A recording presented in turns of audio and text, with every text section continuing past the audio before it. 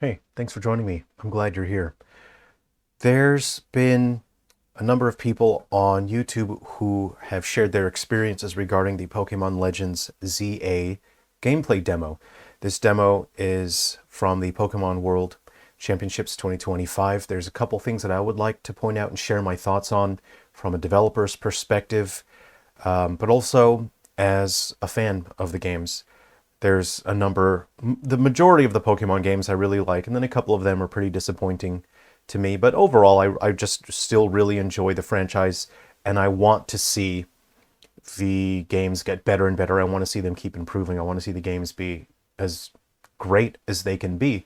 So I'm going to point out some things that I like that I've seen from the gameplay demo. I will put the link in the description to Austin John Plays. He has shown the entire demo. It's a great video. It's a great showcase of what we can expect. And there are some things that I just want to share and point out with you. So I wanted to share this, but it doesn't show up well on camera. It's a little pin. Oh, great. It's not going to show up well.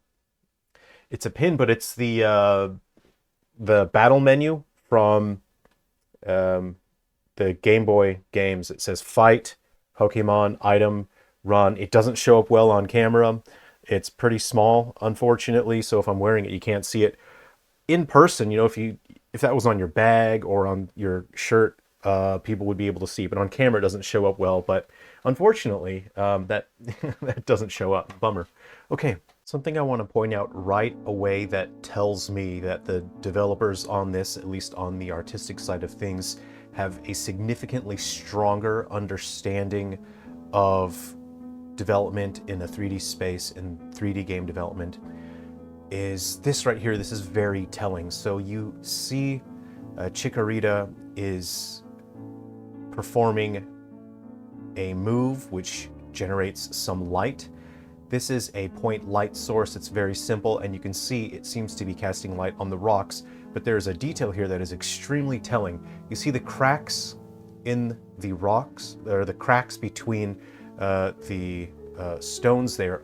Within the cracks, no light is being expressed in there. We see highlights on the edges of the rocks. This is a result of the combination of normal maps. A normal map is an image file which gives the game instructions on how bumpy things should be, the bumpiness of things, and another map that I don't believe I've ever seen used in a 3D Pokemon game, especially Scarlet and Violet, is ambient occlusion. Ambient occlusion is an image file. It's part of a material. Basically, the values range from white to black and colors in between. If a pixel on an ambient occlusion map is white, that means light is able to affect that part of the texture. If it is black, it means light is not able to affect that part of the texture. So this material on the ground is making use of an ambient occlusion texture, which means that more thought has gone into the visual expression of this game. There is more understanding, there's more expertise that has gone into the visuals of this game that was not present in Scarlet and Violet. And to me, it's very telling. Just this one frame here, the fact that light is being occluded from the cracks in between the tiles of the stone here is very telling to me. So this says a lot. This means that visually, this game, the people that are working on it have significantly stronger understanding and expertise over development in a 3D space. I'm just going to let this play. Basically, what I see overall throughout this demo is a stronger understanding of the use of lighting and color choices. Color choices is extremely important, and color choice seemed to be entirely missing from Scarlet and Violet. I don't want to say anything negative or mean. I'm not trying to insult the developers of Scarlet and Violet, but from the user's perspective, when I look at that game, I do not see an understanding of color choices, whereas in this game, when it comes to the lighting, there is a significantly stronger understanding of color choices, particularly when it comes to the highlights on the characters with the rim lighting, the ambient lighting. It's all coherent and it blends well with the environments, with the skybox. Everything meshes well together the colors are very pleasing to look at. There have been no situations where I've seen this where I looked at a scene and thought, oh, this is jarring, the colors don't blend well, this doesn't look right, the colors don't work well with the environment. Everything that I've seen here throughout this demo, throughout trailers, exhibits a significantly stronger comprehension of visual design and color. And this, I really like this small battle with the Bellsprout, particularly because of the liveliness of Bellsprout's animations. And this I love just here. If you pause this frame, this is the perfect example of what I'm trying to say when I say that the visual aesthetic for the Pokemon and the human characters in this elicit a sense of hand-drawn art. You see there is a flatness overall to the vast majority of the base color, and then there's a very soft easing into the shadows or the darker part of the Pokemon, and it doesn't just, again, it doesn't smoothly fade into the highlights as you would expect from a typical 3D environment, like a typical way you would express light. You see there's a nice harsh rim for the highlight, and it elicits a sense of hand-drawn art. While it is not exact, if you were to look at this from a distance, it doesn't exactly look like a 3D model. From a distance, it looks more like hand-drawn 2D art. And while obviously there are going to be some things that give it away where you know that it's not hand-drawn, they've done a great job of matching that style, of style matching 2D hand-drawn art. It does not rely on complex lighting and shadows, reflections, and all this that you get from physically based shaders that we see in Scarlet and Violet. Scarlet and Violet used more realistic, more complex lighting and shadows and reflections. I think it looks all right. I really enjoy the way that Scarlet and Violet looks. I thought that was the aesthetic that I preferred for Pokemon until I saw this, and having seen this, I strongly prefer this visual aesthetic over Scarlet and Violet. And I'm not saying I dislike Scarlet and Violet, I'm saying this has stronger artistic intent. For example, things like the shadows under the head, under the chin and the neck, in between the fingers, these are baked into the texture. These are not calculated in real time, which means that the artists have a significantly stronger control over the end product, over the visual expression. You're not relying on the lighting engine doing all the heavy lifting for you. And I think this looks great. Again, this elicits a sense of hand-drawn art. It feels like this was airbrushed or colored in a traditional animation style, as opposed to relying on complex lighting systems to do all of that calculation. This also means that this has a lower rendering cost. So on the original Switch, this game should run at a significantly better frame rate, a more consistent frame rate than Scarlet and Violet, because the shader that is being used for the character models are simpler. They are simpler, but because more artistic thought and intent has gone into it, there's a stronger artistic comprehension. I think this looks significantly better than Scarlet and Violet, despite the fact that it is simpler in terms of complexity. I'm going to pause a couple times where the rim lighting really just makes the visuals pop, specifically when Pokemon, say for example, there's certain Pokemon where it makes their head stand out from their body, even though their head and their body are the exact same color. Having this visual aesthetic really works well for these simpler designs. I love that they've simplified the way that light is calculated and expressed on the character models. I really like that. One huge problem that Scarlet and Violet had was that the grass just out in environments was too high, and Pokemon would end up disappearing into the grass, and then the grass would have to be rendered with a screen door effect so that the Pokemon could be visible, and it looked clumsy, and it wasn't particularly it's very immersion breaking, that sort of concession. So see just the way that had like a 2D coloring look to it. The Mareep here again has a very flat coloring to it. It doesn't have this overly detailed, look how detailed the textures are in this. While I do like Scarlet and Violet again, I really like this flat color with the bright rim highlight and the soft easing into the shadow. Almost has kind of an airbrush look to it.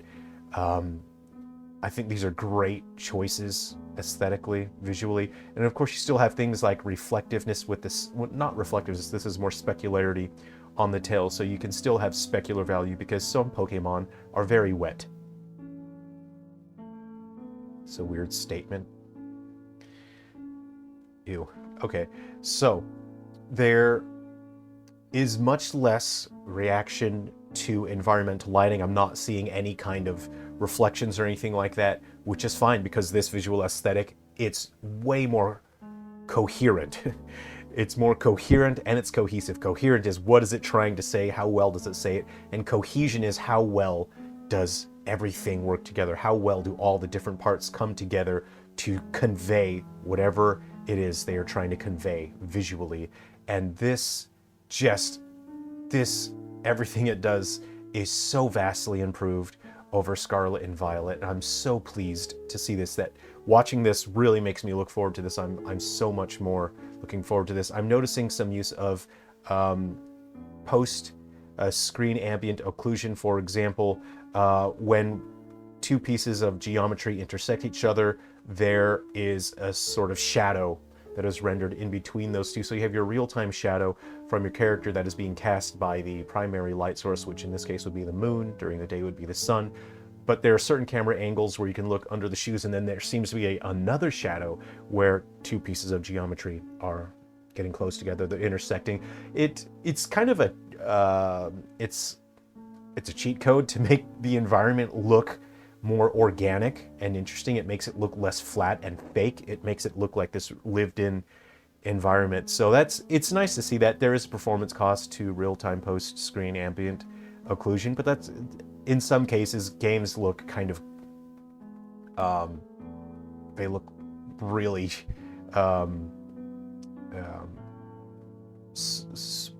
yeah, they look sparse without ambient occlusion. I'm not seeing it everywhere here though. So I wonder, like this, that if you look here, that looks like ambient occlusion there. See where it sort of darkens there? If you didn't have that, it would, I mean, people say this online, it would look like a PS2 game. It would look kind of cheap. It wouldn't look organic, you know? It would look uncanny, but having that sort of darkness there where two pieces of geometry intersect, that's an example of ambient occlusion that's processed after the fact. And it's such a small thing, it's not important, it does have a performance cost, but it makes a big difference. It makes things look nice. It's hard to tell from this, and I'm wondering how much they are relying on baked lighting, where they, instead of rendering shadows in real time, they'll bake it in for the night areas. But I'm trying to consider the logistics of that, because there are huge areas, and having baked lighting takes up memory. So I'm not sure how much they're relying on baked lighting. I'd have to play the game myself to look more. Something I noticed is that there seems to be only one source of shadows. It seems either only the sun, only the moon can cast shadows. It looks like street lamps and other sources are not able to cast real-time shadows. Let's see here. I'm not sure if there's a spot where we can take a... Well, this... Okay. This is where you would be able to tell. That was the luckiest click. This is light from the lamp, and it's so hard to tell from this footage. I think that the real-time point light is actually affecting the character models a little bit. It's so hard to tell from this footage because they're just recording off a TV screen here. But you can see that this lamp is not casting shadows. So the bench, this planter box, the Pokemon, the character models are not casting shadows from this light. So it's less realistic. I believe they've done this to basically just save on performance processing on original Switch. you know, it's cheaper if there's only one thing casting shadows, just less stuff to calculate. The lights are cheaper to render, and it gives them more control over their environment. It's stronger cohesively. I don't personally like this, but it stops things from looking sloppy, and I understand their intent with this aesthetic is they're trying to keep things clean and simple. If you have multiple light sources, suddenly you have shadows being cast in different directions, and then you would have shadows of differing intensity, and things can look kind of sloppy, and that's not how it would look, say for example, in an anime. If they were animating this with hand-drawn 2D art, you wouldn't have that. It wouldn't look like that. They would probably just pick the strongest light source, and that would be it. So I believe they're doing it from an aesthetic standpoint, but also from a performance standpoint as well. I don't personally like it. I would like these light sources. See, I would like that to cast a light source, but when he goes near the lamp, his shadow disappears entirely. I don't like it, but I can understand why they've done that. It's just something I've noticed. They just have greater control over visual expression. That's what all of this means. So that's basically all I want to say. And I have notes here. Well, what if I put on my time here for 12:22? I really like this. This, if you put this at a distance, and if I were to just walk past, I would think this was a cell from a 2D animation, because of the visual techniques they've used to express the lighting on the characters in the way that it softly eases into the shadow. But then we also have a highlight at the dark sides, the dark parts of the geometry here. See, it doesn't just only turn dark. Even in that lower part, you have that rim shader there, so it is able to express the shape of the character instead of just turning into a messy blob where things are not expressed well. That's how it would look in hand-drawn 2D animation. The way the character pops out of the environment with that rim lighting there and there along here. This is visually, it's very pleasing. They've put a lot of consideration into this. I like what they've done here. It's fantastic. I would have liked to see a bit more softness. What they should have done is just let bloom, which is a post-processing technique where it blurs light and dark pixels. I would have liked if they sort of were able to adjust that for the nighttime areas, because this looks quite harsh and it's inorganic. It doesn't blend well. So I would like if they maybe adjusted that and then let the bloom fade in, or use depth of field. I know they probably want to keep things consistent. Depth of field lowers the frame rate on Switch, but on Switch 2, there's no reason why you can't have a bit of depth of field and soften that in the distance. It would just look cohesively so much stronger, and I can't believe I'm gonna do this. I'm gonna take a screenshot of this and just try it. Okay, I've taken a screenshot. I've loaded this into Photoshop. I'm just gonna use my magic wand tool here. I'm just gonna grab whatever here, and just to try to see what it's gonna look like. I've accidentally grabbed some of the player character there, but I don't really care that much about that. Okay, and we're just gonna, select modify. Expand by, we'll just do 1 pixel so we can catch those stars up there. So what I'm just gonna do, I'm just gonna use the blur tool here. I just want to see what this would look like here, okay? Just a little bit. Okay, just a little bit, just a little bit. You know, and then the arm, of course, is gonna get blurred a little bit back there. We're just gonna, something like that. Okay, and we're just going to give that just a little bit like that. I'm gonna blur that. And then what we're going to do is use our dodge tool, so we will just lighten that horizon just a little bit. I'm gonna lower the exposure on that just a bit. 1, 2, 3. 1, 2, 3. Just a little bit like that. Maybe I'll just increase the exposure just a bit more, just so we can speed things up a little bit. There we go. Because the mountains should not just turn totally dark at the top. These part of the mountains that I'm working on are basically the closest point to the sky, so they should actually be lighter. It would give it a more organic look. I spent a lot of time hiking, camping, and just adventuring through the mountains, and I love just sitting on a cliff's edge at night, staring up at the stars, looking up at the mountains. So you see what the mountains should look like up there. So let's just do a before and after. So this is before and after. Before and after. And it would be pretty easy for Game Freak to do this. For a game developer that's managing their visual expression of the game, you obviously they're not going to do this in Photoshop. You can do it in Engine, and it's not that hard. But you can see what I've done is I've just blurred the far distance, and now it is brighter. And because those tops of the mountains are brighter, it gives it a sense that they are reflecting the light. They're catching the light from the sky. They blend into the environment better. Again, this is before, where it has this harshness where suddenly they are dark. It's not an organic look. That's not how mountains should look. Especially this area looks quite bad.